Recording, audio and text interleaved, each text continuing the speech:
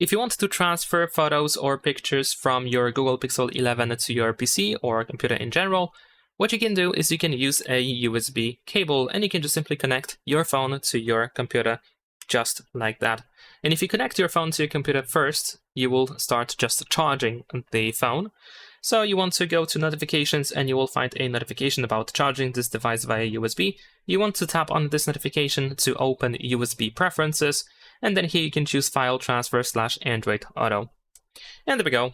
Now after that we can go to our PC or laptop, and then in here you should be able to find your Pixel 11.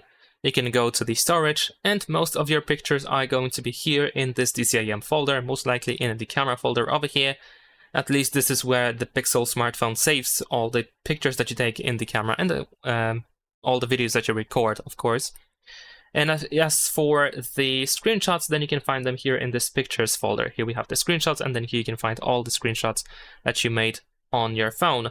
But if you are not sure how to find some pictures on your phone or where they are located, then what you need to do is you need to simply go to the Files app. Then you can go to Images. You can of course open the image that you're looking for. Tap on these three dots in the upper right corner and choose File Info. And then here we have the location. And you want to start after this 0 folder, because this is actually the internal shared storage.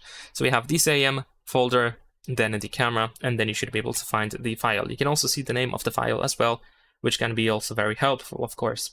And besides that, instead of transferring files or pictures in this case to our computer via USB cable, you can also use the cloud. Like, for example, we can use the Google Drive. So what you can do is you can open the Google Drive app.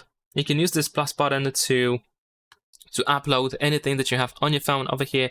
You can of course choose the images category, or you can tap on these three lines in the upper left corner and go to images.